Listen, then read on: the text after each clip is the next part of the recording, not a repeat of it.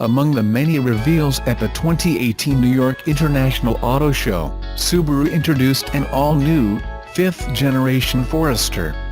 Despite looking almost exactly like the outgoing model, the 2019 Subaru Forester is actually completely new from the ground up, featuring new changes and design elements. Because the Subaru Forester is such a popular model for the brand, the company took the approach of "don't fix what ain't broke."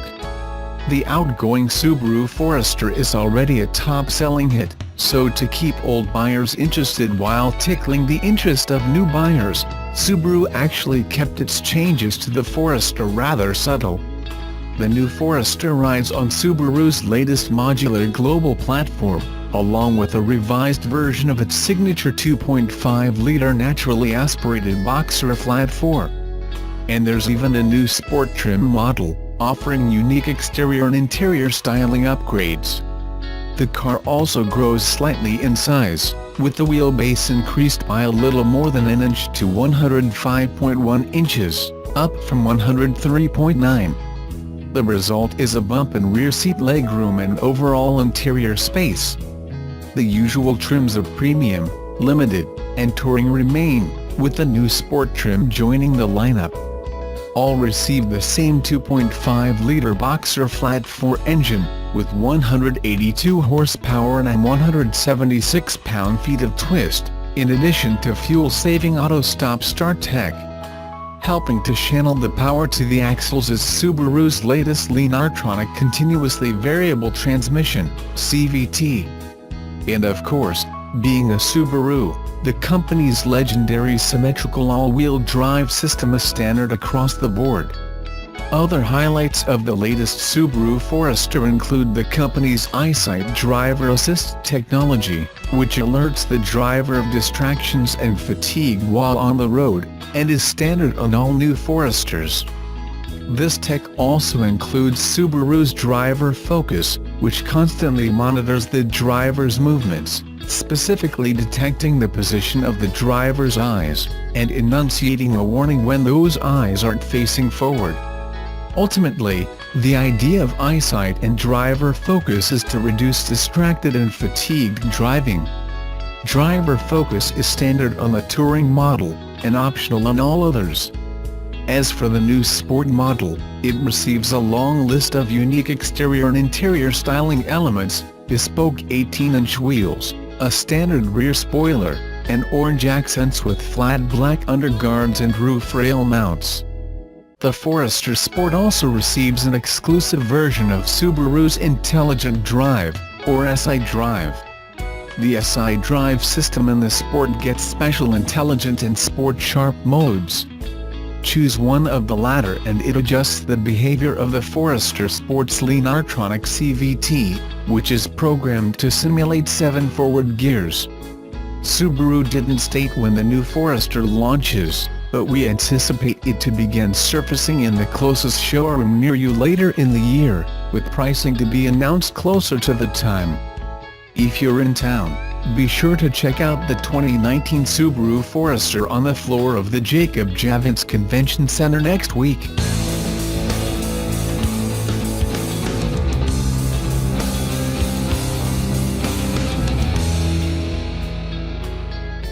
Business Insider reports, Bernstein analysts Max Warburton and Tony Sacconaghi argue Elon Musk is overusing automation, and that's why Tesla is unable to scale as fast as it would like.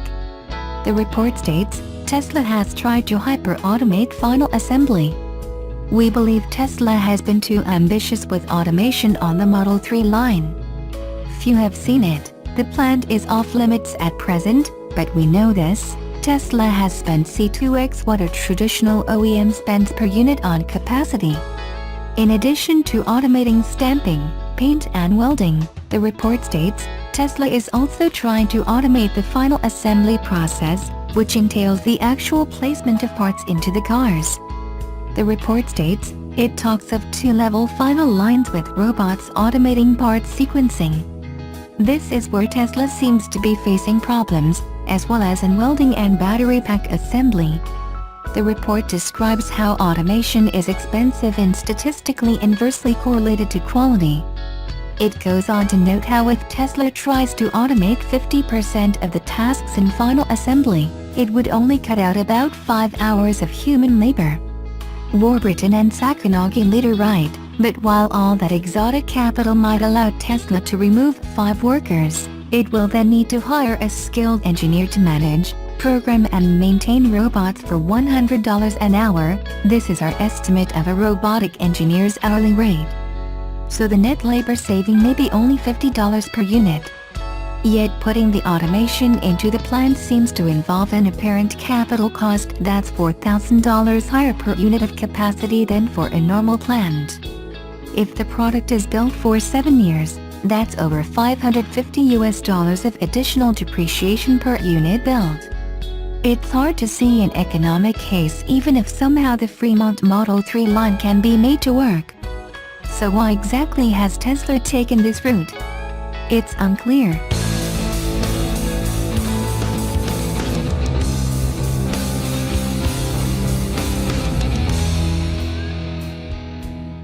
Electric vehicles are the next big thing, and there's no denying the fact.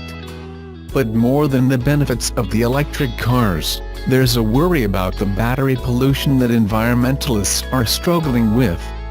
Like everything else, a battery has a life of its own, and post that, it's hard to dispose batteries.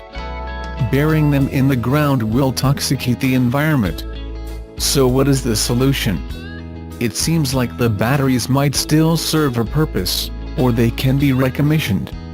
Nissan, the Japanese auto giant, together with 4R Energy Corporation, is reusing the batteries from the first generation of the Nissan Leaf, which was introduced in 2010, to provide power to a Japanese town called Nami. Nami was significantly damaged by the tsunami that caused the Fukushima Daiichi nuclear disaster in 2011. The city has been rebuilt ever since. Now with Nissan's effort, Nami will be lightened, using solar panels and used Leaf batteries. The hook-shaped streetlights are standalone units with no connection to the main power grid for operations. This gives a hope for the future of electric batteries, as more and more electric vehicles will hit the road in the coming years.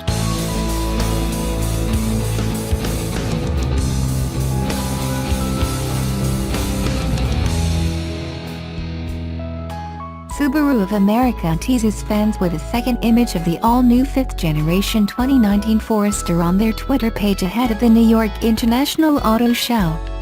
Fans don't have to wait for the press to show the new SUV. Subaru says they will show the reveal live on their Facebook page. Subaru will officially uncover the all-new 2019 Forester SUV at the press event tomorrow at 1:45 p.m. Eastern Standard Time at the Subaru booth. Don't expect major changes on the outside of the new small SUV.